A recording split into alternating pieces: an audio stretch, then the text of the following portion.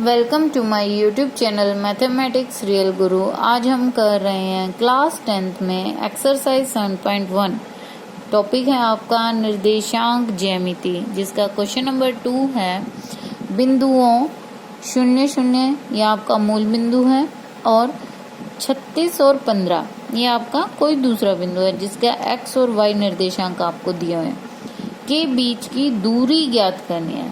ठीक है, बेसिकली इन दोनों बिंदुओं के निर्देशांक दे दिए, इनके बीच की आपको दूरी ज्ञात करनी है। तो हल में आपको पता है दूरी सूत्र हो जाएगा ओ बिंदु हम मान लेते हैं 0 0 मूल बिंदु है जो आपका, ए दे देते हैं हम दूसरे बिंदु का नाम। ठीक है, तो यानी कि आपको ए और ओ के बीच की दूरी ज्ञात करनी है, जिसके ऊपर आप दूरी सूत्र लगा देंगे x2 माइनस x1 का स्क्वायर और y2 माइनस y1 का स्क्वायर। ठीक है, तो ये बन जाएगा आपका 36 माइनस 0 का स्क्वायर और 15 माइनस 0 का स्क्वायर का वर्गमूल। ठीक है, तो यहाँ पर 0 का तो कोई मतलब नहीं है, घटाएंगे तो भी 36 ही रहेगा। तो 36 का स्क्वायर और 15 का स्क्वायर, तो 36 को 36 से गुणा करेंगे तो हमें प्राप्त होएगा 1296 और 15 को 15 से गुणा करेंगे तो हमें प्राप्त होएगा 225। अब इन दोनों को जोड़ के हमें मिलेगा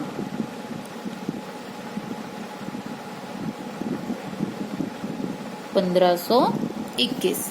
ठीक है, तो अब आपको 1521 का वर्गमूल निकालना है। अब इसको वर्गमूल निकालने के दो तरीके हैं। एक तो है गुणनखंड विधि, जो छोटी क्लासेस से ही आप सीखते आ रहे हैं। एक आपने 7th क्लास में या 8th क्लास में सीखा था, वर्गमूल सीधा भी निकाल सकते हैं। आज मैं थोड़ा सी आपको समझा भी देती हूँ सीधा वर्गमूल कैसे निकालते हैं। तो वर्गमूल 1521 का जब आप निकाल रहे हो, यहाँ लाइन लगा देते हैं, रफ वर्क में हम इसे काउंट कर लेंगे। तो 1521 पीछे से जोड़े बनाते हैं, तो ये आपके कंप्लीट ही जोड़े बन गए। तो 15, तो 15 का आप कैसे करेंगे, अपनी टेबल काउंट करेंगे। 2 2 द 4, 3 3 द 9 और 4 4 द 16, यानी 4 चौक 16। अब 16 तो 15 से ज्यादा हो गया, तो 3 पे जाएगा, ये 3 3 9, आपके पास माइनस करके बचा 6। ऊपर से ये पूरा जोड़ा उतारना है। जैसे सिंपल भाग करते हो तो आप एक ही डिजिट उतारते हो, यहाँ पर आपने पूरा ये जोड़ा पेयर उतारना है, जो कि है 21। ठीक है, अब जो ये आपने ऊपर अंक लिखा था इसका करना है दुगना, यानी ये हो गया 3 दूनी 6। अब फिर से आपने टेबल पढ़नी है। 2 2 द 4, तो उसका लास्ट डिजिट तो 4 आएगा। 3 3 द 9, 9 भी नहीं है। 4 चौक 16, 6 भी नहीं है। 5 5 25, 5 भी नहीं है। 6 6 36, 6 भी नहीं है। 7 7 49, 9 भी नहीं है। 8 8 64, तो 4 भी नहीं है हमारे पास। तो लास्ट में आया 9 9 81, 9 9 81। तो 81 का एक इकाई का अंक 1 है ना, तो वो वहां पर हमारा कंप्लीट जा रहा है। हमने सारे चेक कर लिए हैं, तो ये 9 पे जा रहा है, तो ये आ गया 9। तो 9 9 81, 8 और 9 6 54 और 8 जोड़ेंगे तो पूरा हो गया कंप्लीट आपके पास 62, यानी कि 62। तो पूरा आपका इसमें बन गया है वर्गमूल 1521 का 39। तो 1521 का वर्गमूल आ गया 39, यानी इन दोनों बिंदुओं के बीच की दूरी जो है वो 39 यूनिट है। नेक्स्ट क्वेश्चन नंबर 3 हमारे पास, निर्धारित कीजिए कि क्या बिंदु 1, 5, 3, 2, 3 और -2, -11 संरेखी है। तो बेसिकली इस स्टेटमेंट में हमें ये पता चल गया, हमें 3 बिंदु दिए गए हैं। तो सबसे पहले हम इन तीनों बिंदुओं के नाम दे देते हैं। A 1 5, B दे देते हैं 2 3 को, और C नाम दे देते हैं हम -2 और -11। ठीक है, अब उसने पूछा संरेखी, तो सबसे पहले इस वर्ड जो है, ये जो शब्द लिखा है, इसका मतलब क्या है। संरेखी मतलब एक ही रेखा पर स्थित। अब मान लिया ये 3 बिंदु A B C एक रेखा पर स्थित है, तो एक रेखा पर कोई भी 3 बिंदु स्थित तभी हो सकते हैं जब उन दोनों के बीच की दूरी, यानी 2 रेखाखंड हो गए, ये बेसिकली एक ए से बी तक रेखाखंड है और दूसरा रेखाखंड है बी से सी तक। तो ये जो 2 हिस्से हैं ए बी और बी सी, इन दोनों का अलग अलग लंबाई निकालें और आपस में जोड़ें तो वो पूरा रेखाखंड यानी ए से सी तक के बीच की दूरी के बराबर होना चाहिए। यानी कि अगर मैं लिखूं इसे तो ऐसे लिखेंगे, ए से बी तक की दूरी जमा में बी से सी तक की दूरी बराबर होनी चाहिए ए से सी तक की दूरी के। यदि ये कंडीशन सेटिस्फाई होती है, यानी कि हम दूरी निकाल के चेक करें और ये इक्वलिटी सेटिस्फाई होती है, इन 2 रेखाखंडों की दूरी का जोड़ तीसरे रेखाखंड की दूरी के समान आता है, तो हम कह सकते हैं ये तीनों बिंदु संरेखीय हैं। और यदि ऐसा नहीं होता है तो हम कहेंगे ये तीनों बिंदु संरेखी नहीं है। तो इसको करने के लिए हम निकालते हैं पहले दूरी ए और बी के बीच की बिंदुओं के। तो दूरी सूत्र लिख देंगे x2 माइनस x1 का स्क्वायर और y2 माइनस y1 का स्क्वायर। तो यहाँ पर हम मान लेते हैं x2 और y2 2 और 3 को, x1 और y1 मान लेते हैं 1 और 5 को। तो 2 माइनस 1 3 माइनस 5 का स्क्वायर। तो ये आ गया आपके पास, 2 में से 1 गया 1 का स्क्वायर 1 और 5 में से 3 गया 2 माइनस 2 और माइनस 2 का स्क्वायर भी आ जाएगा 4।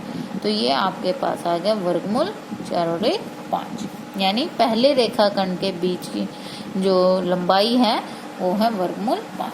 अब दूसरे की भी निकालेंगे इसी प्रकार से बी और सी के बीच की। तो ये है -2 और -2, -11 -3 का स्क्वायर। तो ये आपके पास आ गया -2 और -2 -4 का स्क्वायर 16 और -11 और -3 इनका जोड़ आ गया -14 और -14 का स्क्वायर हो जाएगा आपके पास 196। तो कुल करें तो आपके पास आ गया 212। ठीक है, 212 का अब हम टुकड़े बनाए तो ये बन जाएंगे 2 गुणा 2 गुणा 53। अब 2 तो जोड़ा बनता है तो ये वर्गमूल से बाहर आ रहा है, अंदर आ गया 2 वर्गमूल 53 आपके पास आ गया बी और सी इन दोनों बिंदुओं के बीच की दूरी। ठीक है, अब ए और सी की निकालते हैं, यानी प्रथम बिंदु और जो तीसरे बिंदु के बीच की दूरी। इसमें भी सूत्र दूरी सूत्र लगेगा। इसमें हम सी को मान लेते हैं x2 y2 और ए को मान लेते हैं x1 y1। ठीक है, तो ये बन गया अब आपका -2 -1 का स्क्वायर और -11 और -5 का स्क्वायर। तो ये बन गया -3 का स्क्वायर और -16 का स्क्वायर। -3 का तो बन गया आपके पास 9, क्योंकि माइनस का स्क्वायर भी प्लस होता है, तो 3 का स्क्वायर 9 और 16 का स्क्वायर हो जाएगा, यहाँ पर भी माइनस है तो प्लस हो जाएगा, तो 16 का हो जाएगा 256 और इनको जोड़ें तो हमारे पास मिल जाएगा 265। ठीक है, अब आप इनको देखें, क्या ये जो ऊपर लिखी थी संरेखी वाली कंडीशन क्या यहाँ सेटिस्फाई होती है? ए बी में यदि बी सी रेखाखंड की लंबाई जोड़ें तो क्या हमें ए सी रेखाखंड की लंबाई प्राप्त हो सकती है? क्या वर्गमूल 5 में आप 2 वर्गमूल 53 जोड़ के आपको जो मिलेगा वो वर्गमूल 265 के बराबर है? ये बिल्कुल भी नहीं, यानी इन दोनों का जोड़ इसके बराबर नहीं है। तो जो तीनों बिंदु आपको दिए गए हैं तो आप उत्तर में लिख देंगे दिए गए बिंदु संरेखी, यानी एक ही रेखा पर स्थित संरेखी नहीं है, सीधा नहीं है लिख दें, संरेखी नहीं है।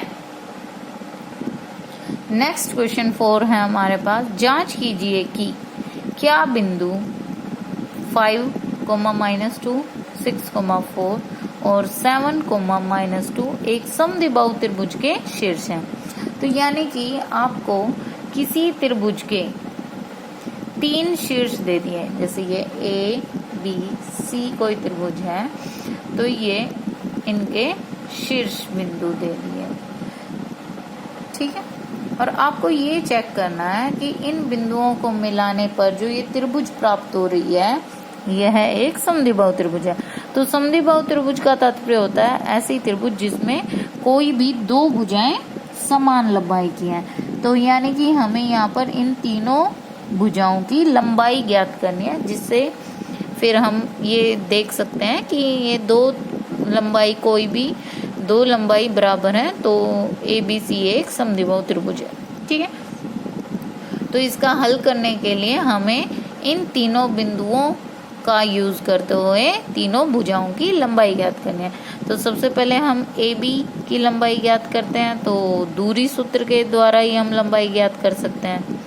दूरी सूत्र लिखते हैं x2 - x1 का स्क्वायर और y2 - y1 का स्क्वायर, ठीक है। तो A और B बिंदु हमें पास हैं 5 - 2 और 6, 4। तो 6 में से 5 माइनस कर देंगे स्क्वायर, 4 माइनस माइनस हो जाएगा प्लस 2 का स्क्वायर। सूत्र में माइनस था लेकिन आपका निर्देशांक भी माइनस है, इसलिए माइनस माइनस प्लस हो गया, ठीक है। अब 6 में से 5 गया 1 और 6 और 4 और 2 6 का स्क्वायर, ये आ गया वर्गमूल 1। तो 1 का स्क्वायर 1 और 36, ये आ गया वर्गमूल 37, ठीक है। अब इसी प्रकार से हम B और C बिंदुओं के बीच की दूरी निकाल देंगे, 7 - 6 और फिर स्क्वायर भी करना है, -2 और -4 का स्क्वायर। तो ये आ गया 1 का स्क्वायर और ये -6 का स्क्वायर। तो ये भी आपके पास आ गया 1 और 6 का 36 यानी वर्गमूल 37। तो अभी आपको तीसरी भुजा की भी लंबाई ज्ञात करना चाहें तो कर सकते हैं A और C की, अदरवाइज आपका यहीं से आपको क्लियर हो गया कि AB और BC जो 2 भुजाएं AB और BC ये दोनों जो 2 भुजाएं हैं इनके बीच की दूरी यानी इनकी लंबाई जो है वो बराबर है वर्गमूल 37। तो यानी कि 2 भुजाएं बराबर हों ऐसी त्रिभुज को हम समद्विबाहु त्रिभुज कहते हैं, ठीक है। लेकिन अब निकालना चाहें तो आप CA भी निकाल सकते हैं। तो CA से 7 - 5 का स्क्वायर और -2 और ये हो जाएगा +2 का स्क्वायर। तो इस 7 - 5 2 का स्क्वायर और ये तो कट के आ गया 0, ठीक है। तो ये आपके पास आ रहा है वर्गमूल 4 जिसका वर्गमूल होता है 2। तो तीसरी भुजा की लंबाई जो है वो 2। लेकिन कोई बात नहीं, हमें इसे समबाहु तो नहीं दिखाना था, जो हमें तीसरी भुजा भी बराबर चाहिए, हमें इसे दिखाना था सिर्फ समद्विबाहु। तो हम लिखेंगे क्योंकि AB और BC 2 भुजाओं की लंबाई बराबर है इसलिए त्रिभुज ABC एक समद्विबाहु त्रिभुज है, यानी कि ये तीनों निर्देशांक किसी समद्विबाहु त्रिभुज को ही दर्शाते हैं।